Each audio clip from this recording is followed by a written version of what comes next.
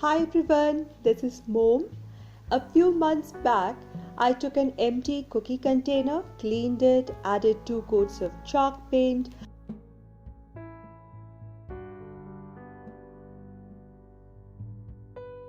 and then painted over it with some sponge, giving it little borders, and hand painted the words handpicked. This was inspired by antique farmhouse style decor online store, and I was very happy with it. I made partitions for it and it was very useful for holding different craft items stash, and I used it for a long time.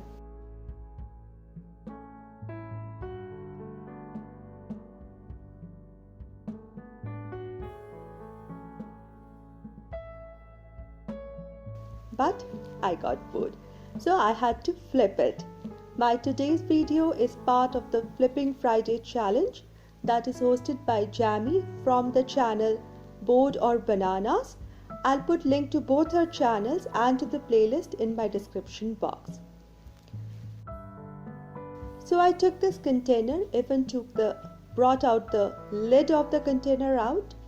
Now the lid is transparent. I decided to keep it partially transparent and partially painted. So the first thing, I started off by adding a coat of paint over it. Always, that's the first step.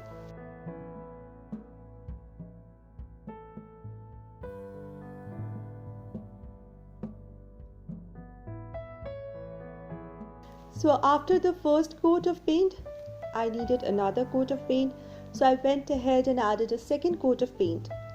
Now for the lid, I just dabbed some paint along a random line going through the middle of it.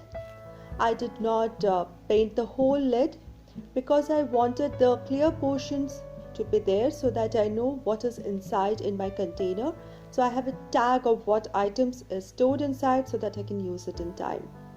So I just made a randomly flowing line through it, and I did it with sponge so that it has this irregular edges as if a cloud or smoke going through, mist flowing through, something like that. So I kept it a little dreamy.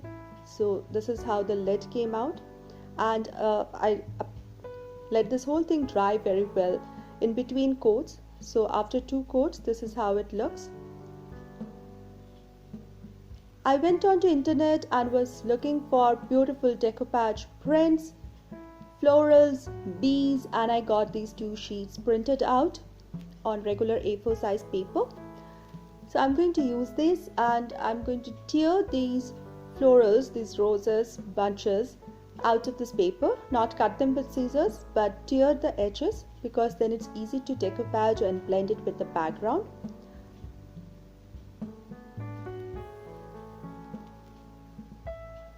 If you are new to my channel is about doing lots of DIY, decor, high-end tubes, trash to treasure, everything related to home and crafts within budget. And if you love such content, please consider subscribing and to hit the notification bell twice so that you're notified each time I post a video.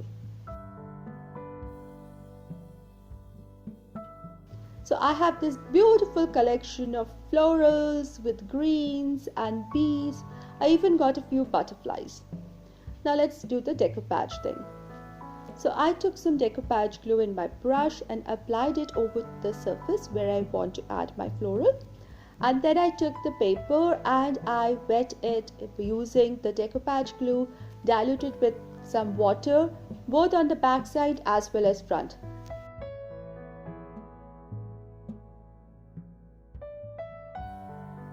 I found out that when I wet my paper cuttings on both the sides, the paper tends to stretch, it tends to mold well onto the surface and blends very easily.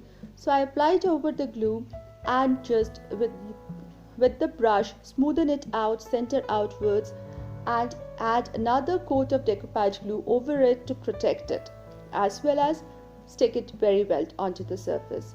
So similarly I go ahead and keep adding different prints after prints randomly as it looks nice. So I spaced two big florals, then in between I added bees and butterflies. They really look beautiful.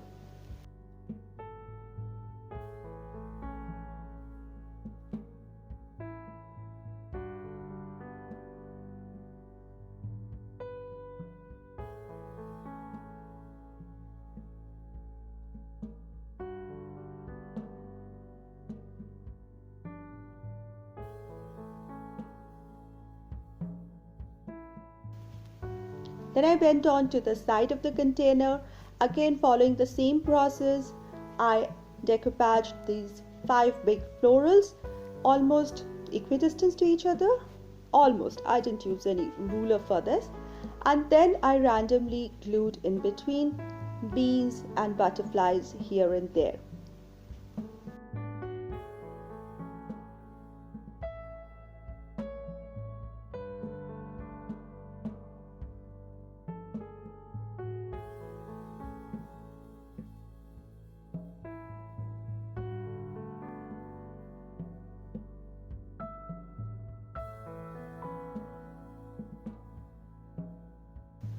This actually started to look beautiful now.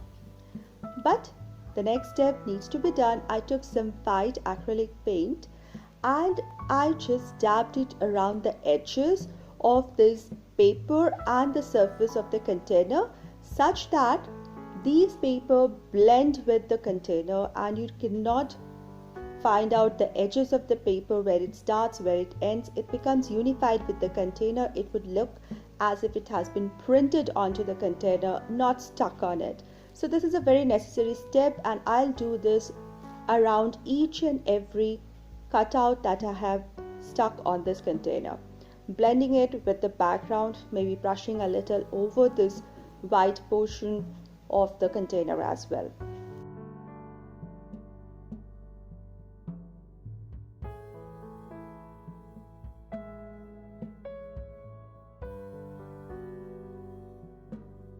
This is already pretty. Let's make it better.